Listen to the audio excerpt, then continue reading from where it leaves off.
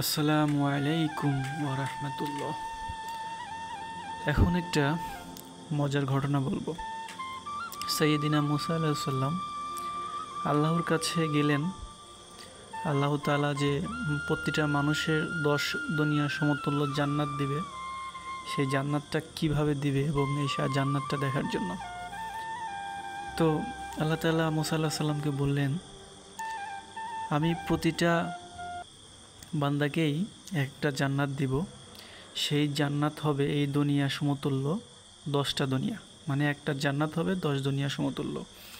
তো মুসা আলাইহিস সালাম ফিরে গিয়ে তার গোত্রকে বলল, আল্লাহ তাআলা আমাদেরকে জান্নাত দিবে, সেই জান্নাত হচ্ছে এই দুনিয়ার 10 দুনিয়া সমতুল্য একটা জান্নাত। তো লোকজন বলল, মুসা আলাইহিস সালামের গোত্রের লোকজন, হ্যাঁ, আপনি আল্লাহকে বলেন যে আমি এই জান্নাতটা দেখতে চাই।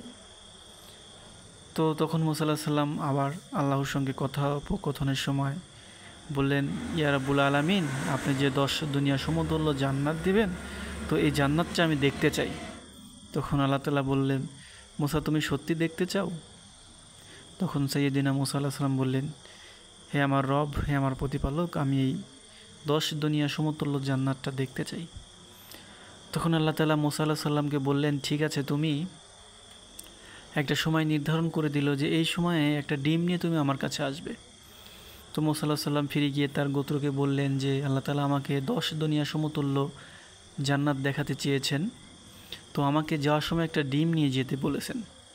তখন মুসা আলাইহিস সালাম একটা ডিম তার সঙ্গে সব সময় রাখে। তো যখন আল্লাহ তাআলার সাথে দেখা করার সময় হলো, তখন তিনি রওনা হলেন। যেতে যেতে দেখে যে একটা বিশাল সাগরে ডিমের নহর বইছে। তো ওই ডিমগুলো দেখে মুসা আলাইহিস সালামের মনে পড়ে গেল যে আহা, আমাকে তো আল্লাহ তাআলা একটা ডিম নিয়ে যেতে বলেছিলেন, তো আমি তো ডিম আনতে ভুলে গিয়েছি, তো কি করব? তখন মুসা আলাইহিস সালাম যে ডিমের সাগরটা দেখলেন, এত ডিম কোথা থেকে কোথায় যাচ্ছে তা বলা অসম্ভব। তখন সাইয়েদিনা মুসা আলাইহিস সালাম ওইখান থেকে একটা ডিম নিলেন।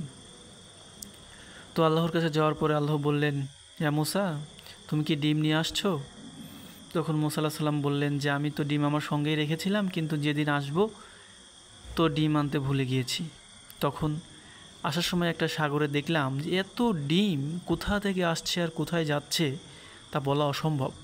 তখন আমি ওইখান থেকে একটা ডিম নিয়ে আমার পকেটে রেখেছি।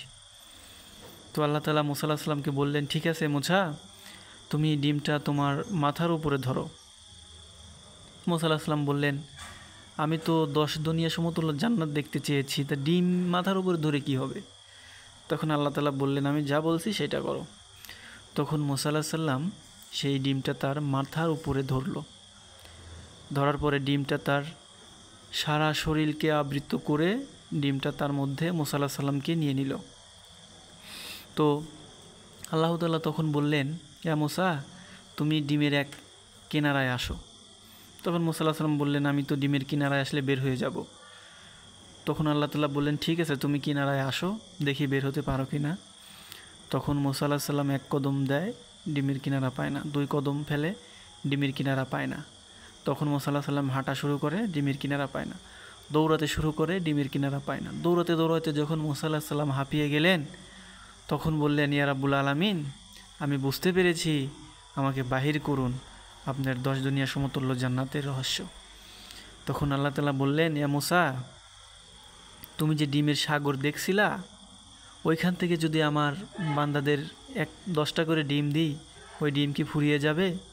তো মুসা আলাইহিস সালাম বললেন, ওই ডিমের অর্ধেকও ফুরাবে না, এত ডিম আমি দেখেছি।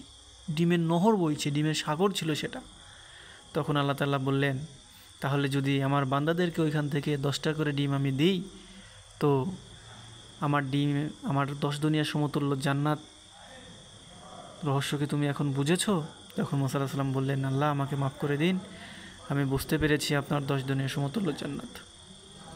কথাটা বলার উদ্দেশ্য হলো, আমরা যদি 10 দুনিয়া সমতুল্য জান্নাত পেতে চাই, অবশ্যই আমাদেরকে ভালো কাজ করতে হবে, সৎ কাজের আদেশ ও সৎ কাজের নিষেধ দিতে হবে। তাই আসুন আমরা সবাই ভালো কাজ করি এবং 10 দুনিয়া সমতুল্য জান্নাতের আশা করি, 5 ওয়াক্ত নামাজ পড়ি। আসসালামু আলাইকুম ওয়া রাহমাতুল্লাহ।